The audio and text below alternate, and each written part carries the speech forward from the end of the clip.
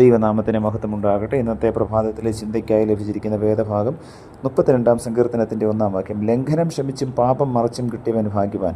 യഹോവ അകൃത്യം കണക്കിടാതെയും ആത്മാവിൽ കപടമില്ലാതെയും ഇരിക്കുന്ന മനുഷ്യൻ ഭാഗ്യവാൻ. ബെന്നും ജായ്ക്കും മാത്രം അവരുടെ ക്ലാസ് റൂമിലിരിക്കുകയായിരുന്നു. അവിടെ ഒരു സ്ഫോടനമുണ്ടായി. ശബ്ദം കേട്ട് സ്കൂൾ ഹെഡ് മാസ്റ്റർ ഓടിയെത്തി. രണ്ടുപേരെയും പിടികൂടി. ആരാണിതിന് കാരണക്കാരൻ എന്ന് ചോദ്യം ചെയ്തു. ഞാനല്ല എന്ന് ജായ്ക്ക് പറഞ്ഞു. ബെൻ മൗനമായി തന്നെ നിന്നു.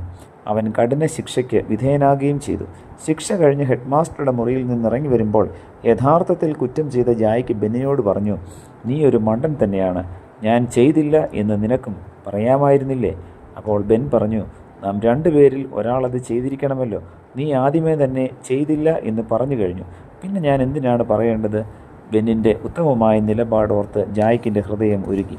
അന്ന് സ്കൂൾ സമ്മേളിച്ചപ്പോൾ ജായ്ക്ക് ഹെഡ് മാസ്റ്ററുടെ അടുക്കൽ ചെന്ന് വണങ്ങിക്കൊണ്ട് ഗദ്ഗതപൂർവ്വം പറഞ്ഞു, സർ, ഞാൻ വലിയൊരു തെറ്റ് ചെയ്തു പോയി. ഞങ്ങളുടെ ക്ലാസ് മുറിയിലുണ്ടായ സ്ഫോടനത്തിന് ഉത്തരവാദി ഞാൻ തന്നെയായിരുന്നു. പാവം ബെന്നി, അവൻ നിരപരാധിയാണ്.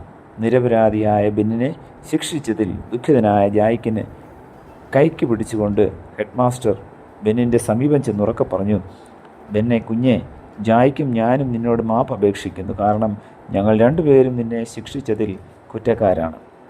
ഏതാനും നിമിഷങ്ങൾ അവിടെ എന്തെന്നില്ലാത്ത നിശബ്ദത വ്യാപരിച്ചു. പെട്ടെന്ന് കുട്ടികൾ ഒന്നടങ്കം തങ്ങളുടെ ഹെഡ് മാസ്റ്ററുടെയും ബെന്നിൻ്റെയും മഹാമനസ്കതയിൽ സന്തോഷം പ്രകടിപ്പിച്ച് ആർത്തു വിളിച്ചു. പ്രിയമുള്ളവരെ, ഓരോ ദിവസവും ഞാനും നിങ്ങളും വാക്കിലൂടെയും പ്രവൃത്തിയിലൂടെയും ചിന്തയിലൂടെയും ചെയ്തു കൂട്ടുന്നതായ അപരാധങ്ങൾ പരമകാരുണ്യവാനായ ദൈവം ക്ഷമിക്കുന്നത് കൊണ്ടാണ് നാം ഇന്നും ഒടുങ്ങിപ്പോകാതെ ജീവനോടെ ഈ ഭൂമിയിൽ നിലനിൽക്കുന്നത്.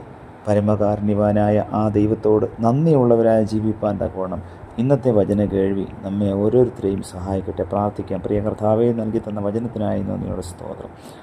ഞങ്ങളുടെ ലംഘനം ശ്രദ്ധിച്ചും ഞങ്ങളുടെ പാപം മറച്ചും കിട്ടിയ ആ അവസ്ഥയിൽ കർത്താവെ, ഞങ്ങൾ ഭാഗ്യവാന്മാരാണ് എന്ന് ഇന്നത്തെ പ്രഭാതത്തിൽ ഞങ്ങളെ അവിടുന്ന് കേൾപ്പിച്ചതിനായി നന്ദിയോടെ സ്തോത്രം. തുടർന്നും പാപം ചെയ്ത് ജീവിപ്പാൻ